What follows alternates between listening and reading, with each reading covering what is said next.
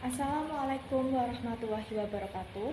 Selamat pagi, perkenalkan kami mahasiswa Universitas Tikubang Semarang, program studi manajemen akan memaparkan diskusi dari kelompok kami dengan materi Cultural Dynamics in Assessing Global Markets atau yang sering disebut dengan dinamika budaya dalam menilai pasar global. Nah, di mana judul tersebut merupakan salah satu materi dari mata kuliah manajemen pemasaran internasional. Sebelum memulai presentasi pada kali ini, mari kita perkenalan dengan anggota dari kelompok 4. Perkenalkan, nama saya Rizka Oktavia dengan NIM 1905510153. Perkenalkan, nama saya Aldi Aprilia Putra dengan NIM 1905510109. Perkenalkan, nama saya Jensal Sabila Ayondini dengan NIM 1905510141. Perkenalkan, nama saya Yuni Lestari, NIM 1905510152. Perkenalkan, nama saya Vika Ulfrana Latifah, NIM 1905510158. Baik, pada slide ketiga ini, apa sih definisi dari pemasaran internasional itu sendiri? Istilah pemasaran internasional mengacu pada komunikasi yang melampaui batas-batas negara untuk memenuhi kebutuhan dan keinginan manusia.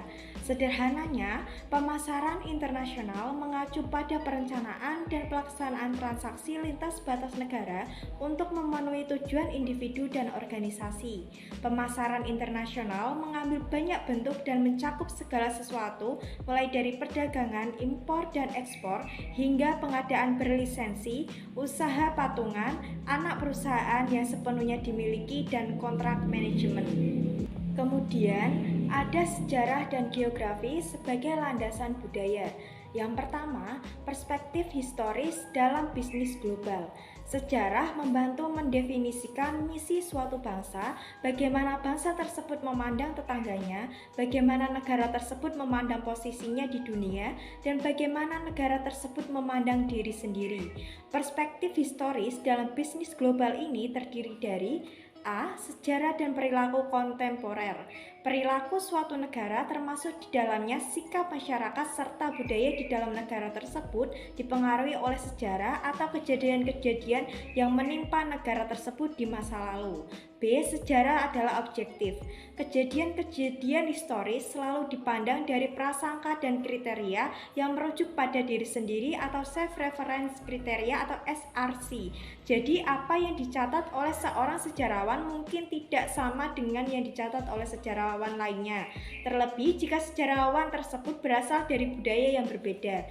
C. Manifest Destiny dan Craig Monroe. Tidak hanya perspektif historis dalam bisnis global saja, melainkan yang kedua ada geografi dan pasar-pasar global, di mana geografi studi mengenai permukiman, iklim, benua, negara, manusia, industri, dan sumber daya dimulai di muka bumi ini adalah sebuah elemen dari lingkungan di luar kendali yang menghadapi setiap pasar tetapi mendapat perhatian. Geografi dan pasar-pasar global ini terdiri dari beberapa macam. A. Iklim dan topografi. Kelambangan dan suhu yang ekstrim adalah ciri-ciri iklim yang mempengaruhi penggunaan dan fungsi produk dan perlengkapan.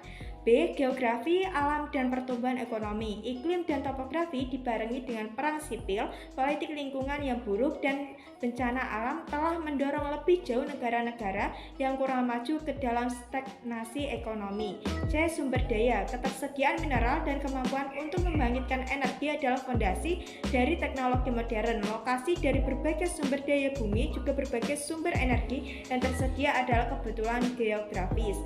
D. Tanggung jawab sosial dan manajemen lingkungan. Berbagai bangsa, perusahaan, dan banyak orang telah mencapai kesepakatan bahwa perlindungan lingkungan bukanlah sebuah pilihan tambahan yang dapat ditawar-tawar.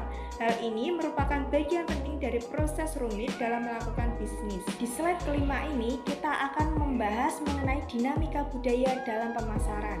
Kultur adalah kumpulan nilai-nilai, ritual, simbol, kepercayaan, dan proses berpikir yang dipelajari, dimiliki bersama oleh sekelompok orang dan diturunkan dari generasi ke generasi. Jadi, kultur bertempat tinggal dalam pikiran individu tetapi ekspresi kultur mengemukakan bahwa sejumlah besar manusia bisa pada tingkat tertentu mempunyai pikiran serupa. Dengan pemahaman tersebut, pengetahuan yang lebih mendalam akan membantu pemasar memperhatikan perbedaan-perbedaan kultural dalam pasar yang baru dan meramalkan perubahan pasar. Budaya didefinisikan sebagai jumlah total pengetahuan tentang keyakinan, nilai, dan kebiasaan yang secara langsung melayani perilaku konsumsi anggota masyarakat tertentu. Kemudian ada faktor-faktor pembentuk kultur dan perbedaan kultur. 1. Geografi. Ketinggian, kelembapan, dan suhu yang ekstrim adalah ciri-ciri iklim yang mempengaruhi penggunaan dan fungsi produk dan perlengkapan dengan adanya pengetahuan mengenai keadaan geografi dari negara tujuan pemasaran. Produsen dapat memperkirakan produk yang tepat sesuai dengan keadaan alam di negara tersebut. 2. Sejarah. Sejarah membantu mendefinisikan misi suatu bangsa, bagaimana bangsa tersebut memandang tetangga-tetangganya, bagaimana bangsa tersebut memandang posisinya di dunia, dan bagaimana bangsa tersebut memandang dirinya sendiri. 3. Ekonomi politik. Terdapat 3 pendekatan terhadap pemerintahan yang bersaing untuk mendominasi dunia, yaitu fasisme, komunisme, dan demokrasi. 4. Institusi sosial. Institusi sosial meliputi keluarga, agama, sekolah, media, dan pemerintah. Mempengaruhi cara-cara berhubungan satu sama lain, mengorganisasi aktivitas mereka untuk hidup secara harmonis satu sama lain, mengajarkan perilaku yang pantas dan memerintah mereka sendiri. Institusi sosial terdiri dari A. Keluarga. Bentuk dan fungsi keluarga berbeda secara mendasar di seluruh dunia, bahkan dalam satu negara. Perbedaan ini secara langsung menyebabkan perbedaan dalam cara berpikir dan berperilaku. B. Agama. Dalam kebanyakan kultur, institusi sosial pertama yang diajarkan kepada seorang bayi yang baru lahir adalah tentang agama. Dampak agama terhadap sistem nilai masyarakat dan pengaruh sistem nilai terhadap pemasaran tidak bisa diremehkan. C. Sekolah. Pendidikan merupakan satu institusi sosial yang paling penting, mempengaruhi semua aspek kultur dari perkembangan ekonomi sampai perilaku konsumen. D. Media. Media menjadi salah satu institusi sosial yang paling kuat pada akhir-akhir ini. Hal ini terutama disebabkan adanya perkembangan teknologi dalam bidang internet. E. Pemerintah. Seringkali pemerintah mencoba untuk mempengaruhi pemikiran dan perilaku warga negara untuk kebaikan mereka sendiri. Di beberapa negara, pemerintah menguasai media dan secara teratur menggunakan propaganda untuk membentuk opini publik yang menguntungkan. Selanjutnya, ada elemen-elemen kultural. Ada banyak cara memikirkan kultur. Profesor manajemen dari Belanda, Geert Hofstede, menyebutkan kultur sebagai peranti lunak pemikiran dan mengatakan bahwa kultur menyediakan pedoman bagi manusia untuk bagaimana berpikir dan bertindak. Terdapat 4 komponen dalam budaya, yaitu 1. Konsep menyeluruh. Budaya terdiri dari hampir semua hal yang mempengaruhi proses pemikiran individu dan perilakunya. Budaya tidak hanya mempengaruhi preferensi seorang konsumen, akan tetapi bagaimana konsumen membuat keputusan dan bahkan bagaimana konsumen memahami dunia sekeliling. 2. Budaya diperoleh. Budaya tidak meliputi respon dan predisposisi yang diwariskan. Namun demikian, oleh karena sebagian besar perilaku manusia dipelajari daripada pembawaan sejak lahir, maka budaya benar-benar mempengaruhi perilaku. 3. Kekompakan. Masyarakat modern sedemikian rupa sehingga budaya jarang memberikan resep yang rinci untuk perilaku yang tepat. Sebagai gantinya, di dalam masyarakat industri budaya memberikan batas pada setiap individu dalam berpikir atau bertindak. 4. Ciri pengaruh budaya adalah bahwa kita jarang menyadarinya. Seorang berperilaku, berpikir, dan merasa konsisten dengan anggota lainnya dari budaya yang sama. sebab kelihatannya memang alamiah atau memang sudah benar apa yang dia lakukan. Namun ciri dari pengaruh budaya ini jarang kita sadari. Seorang bertindak, berpikir, dan merasakan sejalan dengan anggota lain dari budaya yang sama karena tampaknya wajar atau apa yang dia lakukan adalah benar. Gaya hidup konsumen dipengaruhi oleh keanggotaannya dalam kelompok komunitas yang lebih besar yang dikenal sebagai subkultur. Jika orang-orang yang menjadi anggota suatu kelompok berbagai keyakinan dan pengalaman yang sama, maka mereka menjadi pemasok bagi anggota sekelompok lainnya. Setiap konsumen termasuk dalam beberapa subkultur. Keanggotaan dari suatu kelompok subkultur bisa didasarkan pada satu, persamaan umur, misalnya para manula, remaja, eksekutif muda. Sebuah pertalian budaya terbentuk di antaranya jutaan yang berasal dari masa selama periode waktu yang sama. Perubahan penting terjadi pada permintaan individu terhadap setiap jenis produk dan jasa tertentu karena perubahan usia konsumen mulai dari bayi sampai orang tua. 2. Kesamaan latar belakang ras atau etnik atau suku, misalnya Arab, India, Melayu. Adanya perbedaan ras tidak dapat disangkal lagi bahwa keyakinan, nilai-nilai, dan kebiasaan antara satu ras dengan yang lain berbeda. Di samping itu juga perbedaan warna kulit, profil wajah, tinggi badan, dan lain-lain. Kenyataan inilah yang sering dipakai oleh pemasar untuk membuat segmentasi pasar dan menentukan pasar sasaran. 3. Atau kesamaan tempat tinggal. Kemudian ada pengetahuan kultural. Ada dua jenis pengetahuan, yaitu pengetahuan faktual dan interpretif. Yang pertama, pengetahuan faktual biasanya bersifat nyata dan harus dipelajari. Perbedaan arti, warna, rasa, dan ciri-ciri lain yang ada dalam sebuah kultur adalah fakta-fakta yang dapat diantisipasi, dipelajari, dan diresapi oleh seorang pemasar. Yang kedua, sedangkan pengetahuan interpretif adalah kemampuan untuk memahami dan menghargai sepenuhnya nuansa dari ciri dan pola kultur yang berbeda. Sebagai contoh, arti dari waktu, sikap terhadap orang lain, dan benda tertentu. Pemahaman akan peran seseorang dalam masyarakat dan arti hidup sangat berbeda dari satu kultur dengan yang lainnya, dan mungkin membutuhkan lebih dari sekedar pengetahuan faktual untuk dihargai sepenuhnya. Selanjutnya ada perubahan kultural. Tidak seperti halnya karakteristik biologis yang merupakan pembawaan dari lahir. Budaya dipelajari dan bukan secara langsung paham dan mengerti.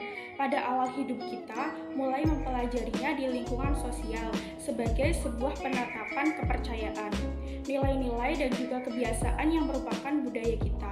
Untuk anak-anak sendiri, pembelajaran untuk menerima nilai-nilai budaya dan adat ialah diperkuat dengan proses memainkan permainan mereka.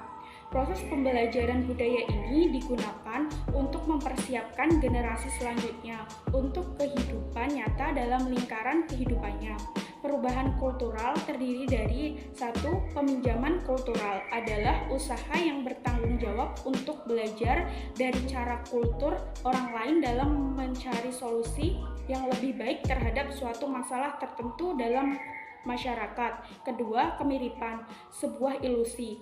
Para pemasar harus menilai setiap negara secara menyeluruh sehubungan dengan produk atau jasa yang ditawarkan. Jangan bergantung pada aksioma yang sering digunakan bahwa jika produk atau jasa dapat dijual di suatu negara, maka pasti akan dapat dijual di negara lain. Ketiga, perlawanan terhadap perubahan. Tingkat perlawanan terhadap pola-pola baru bervariasi dalam beberapa situasi. Elemen-elemen baru dapat diterima secara menyeluruh dan cepat, sedangkan dalam situasi lain perlawanan yang ada sangat kuat sehingga penerimaan tidak bisa terjadi. Kemudian ada pembelajaran budaya. 1. Bagaimana budaya dipelajari? Terdapat 3 perbedaan bentuk pembelajaran budaya, yaitu A. Pembelajaran formal, di mana orang-orang dewasa dan orang yang lebih tua mengajar anggota keluarga yang lebih muda tentang bagaimana mereka berkelakuan. B. Pembelajaran informal, di mana anak-anak mempelajari secara primer melalui peniruan perilaku orang yang dipilih, seperti keluarga, tema film, atau TV. C. Pembelajaran teknis, dengan instruksi dari guru pada lingkungan pendidikan tentang apa yang seharusnya dilakukan dan mengapa harus melakukannya. Selanjutnya, iklan sebuah perusahaan bisa mempengaruhi ketiga jenis pembelajaran. Budaya, seperti banyak iklan produk yang mempertinggi pembelajaran budaya informal, kesediaan audien, atau dengan sebuah model perilaku untuk meniru. Kemudian secara khusus benar untuk produk yang visible atau menyolok yang dievaluasi dalam penentuan publik secara desainer pakaian, handphone, atau status klub golf, di mana kawan sebaya mempengaruhi seperti memainkan sebuah peran penting. 1. Enkulturasi atau dan alkulturasi. Enkulturasi adalah pembelajaran pada budaya memiliki seorang yang telah diketahui, sedangkan alkulturasi adalah pembelajaran pada sebuah budaya baru atau asing yang sudah diketahui. Kedua, bahasa dan simbol. Untuk memperoleh sebuah budaya umum, anggota sebuah masyarakat harus bisa mengkomunikasikannya dengan yang lain melalui sebuah bahasa umum. Tanpa sebuah bahasa umum, penyampaian maksud tidak ada yang bisa dan komunikasi yang benar tidak pernah terjadi. Ketiga, ritual, sejenis kegiatan simbolik yang terdiri dari rangkaian langkah-langkah atau perilaku majemuk yang dilakukan dengan urutan tertentu dan diulang dari waktu ke waktu. Keempat, pembagian budaya. Yang menjadi pertimbangan karakteristik sebuah budaya adalah sebuah kepercayaan. Nilai-nilai atau praktek harus dibagi dengan sebuah porsi yang signifikan dari masyarakat. Saya akan menjelaskan tentang dampak kultural dalam perdagangan. Analisis konsumen atas budaya banyak dilakukan dengan semakin maraknya globalisasi, antara lain untuk mengetahui apa kesamaan dan perbedaan antara dua atau lebih budaya. Yang pertama yaitu kesamaan dan perbedaan antara masyarakat, yaitu perspektif pemasaran global menekankan kesamaan konsumen di seluruh dunia dengan perbedaan konsumen yang berbeda. Kemudian yang kedua ada pertumbuhan kelas menengah global, yaitu sebuah fenomena sangat menarik bagi pemasar yang seringkali ingin mengidentifikasi pelanggan baru produk mereka. Yang ketiga ada akulturasi, yaitu sebuah kebutuhan sudut pandang pemasaran. Yang keempat yaitu menerapkan teknik riset untuk mempelajari konsumen domestik yang dapat memanfaatkan untuk mempelajari konsumen di negeri asing. Kemudian saya akan menjelaskan tentang proses pengambilan keputusan. Ada 4 dimensi budaya untuk menjelaskan variabilitas, yaitu yang pertama ada power distance, yaitu pengaruh perbedaan di dalam kekuasaan ketika terjadi hubungan antar pribadi. Yang kedua ada uncertainty avoidance, yaitu persetujuan masyarakat ketika terjadi ancaman dan membantu menghindari sebuah ketidakpastian. Yang ketiga ada masculinity atau femininity, yaitu peran jenis kelamin sangat menentukan di dalam perilaku pria dan wanita yang dapat diterima. Kemudian yang terakhir ada individualis, yaitu nilai-nilai budaya sejahtera individu versus kelompok. Yang dibedakan menjadi dua, yaitu yang pertama kolektivisme kultur, yaitu orang-orang yang menjadi anggota kelompok bekerja sama untuk mencapai sebuah tujuan. Yang kedua ada individualisme kultur, yaitu adanya pergerakan budaya yang memberikan arti bagi kehidupan melalui produk yang digunakan setiap hari. Kemudian saya akan menjelaskan tentang budaya dalam proses negosiasi. Orang dari budaya yang berbeda menggunakan gaya negosiasi dan pendekatan yang berbeda. Mereka memiliki gaya komunikasi yang berbeda, strategi yang berbeda, dan perbedaan itu terjadi dalam cara memandang, mengelola, dan bagaimana cara menyelesaikan suatu konflik tersebut. Di sini saya akan menjelaskan tentang budaya, gaya manajemen, dan sistem. Budaya adalah kumpulan nilai-nilai, ritual, simbol kepercayaan, dan proses berpikir yang dipelajari dimiliki bersama oleh sekelompok orang dan diturunkan dari generasi ke generasi. Budaya yang mencakup semua elemennya sangat mempengaruhi gaya manajemen dan seluruh sistem bisnisnya. Pelaku pemasaran internasional tidak hanya perlu menghargai perbedaan kultural yang berhubungan dengan bisnis mereka juga harus memahami asal-usul perbedaan tersebut. Di setiap negara berbeda tentunya memiliki budaya yang berbeda-beda pula.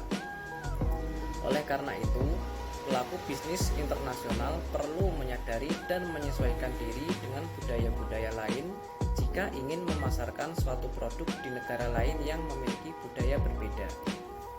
Adaptasi, yaitu sebuah konsep penting dalam pemasaran internasional, dan kesediaan untuk beradaptasi merupakan sikap yang krusial. Sebagai panduan menuju adaptasi, semua orang yang ingin berurusan dengan individu, perusahaan, atau orang-orang yang berkuasa di negara-negara asing harus mampu memenuhi 10 kriteria dasar. Yang pertama, toleransi, terbuka. Kedua, fleksibilitas. Ketiga, kerendahan hati. Keempat, keadilan atau kejujuran. Kelima, kemampuan untuk menyesuaikan diri dengan tempo yang beragam. Keenam, rasa ingin tahu atau minat. Ketujuh, pengetahuan akan negara tersebut. Kedelapan, rasa suka terhadap orang lain. 9, kemampuan untuk mempunyai rasa hormat. 10, kemampuan untuk menyatukan diri dengan lingkungan. 2. Imperatif, efektif, dan eksklusif. Imperatif budaya adalah kebiasaan dan pengharapan bisnis yang harus dipenuhi dan disesuaikan dengan atau dihindari apabila seseorang menginginkan hubungan yang berhasil. Efektif budaya adalah perilaku atau kebiasaan di mana orang-orang asing boleh menyesuaikan diri atau berpartisipasi, tetapi tidak diharuskan. Dengan kata lain, mengikuti kebiasaan yang sedang didiskusikan bukan merupakan suatu yang penting, tetapi diperbolehkan. Eksklusif budaya adalah kebiasaan-kebiasaan atau pola-pola perilaku yang diperuntukkan secara eksklusif untuk orang-orang lokal dan untuk menghalangi orang-orang asing. Ketiga, gaya manajemen di seluruh dunia. Karena beragamnya struktur, nilai manajemen, dan perilaku yang ditemui dalam bisnis internasional, terdapat banyak variasi dalam cara melakukan bisnis. A. Otoritas dan pembuat keputusan. Besar kecilnya bisnis kepemilikan, akuntabilitas publik, dan nilai-nilai budaya yang menentukan keunggulan status dan posisi, atau prominence of status and position. Bergabung untuk mempengaruhi struktur otoritas bisnis. B. Objektif dan aspirasi manajemen. Masyarakat sebagai satu keseluruhan membentuk peringkat atau status sosial manajemen, dan latar belakang budaya menentukan pola-pola aspirasi dan objektif di antara para pengusaha. C. Keamanan dan mobilitas.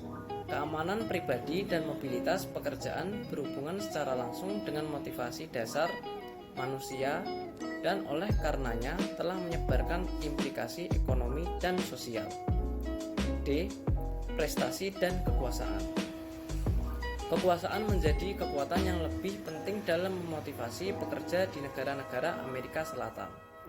Di negara-negara ini, banyak pemimpin bisnis tidak hanya berorientasi pada laba, tetapi juga menggunakan kedudukan bisnis mereka untuk menjadi pemimpin sosial dan politik.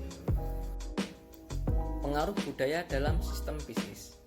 Dalam kenyataannya, budaya sangat berpengaruh terhadap kelancaran dalam dunia bisnis, baik dalam perkembangan dalam bisnis skala nasional maupun skala internasional. Sesuatu hal baru yang tidak sesuai dengan kebudayaan suatu bangsa akan sulit diterima atau berkembang di dalam negara tersebut. Budaya merupakan faktor penting dalam pemasaran internasional.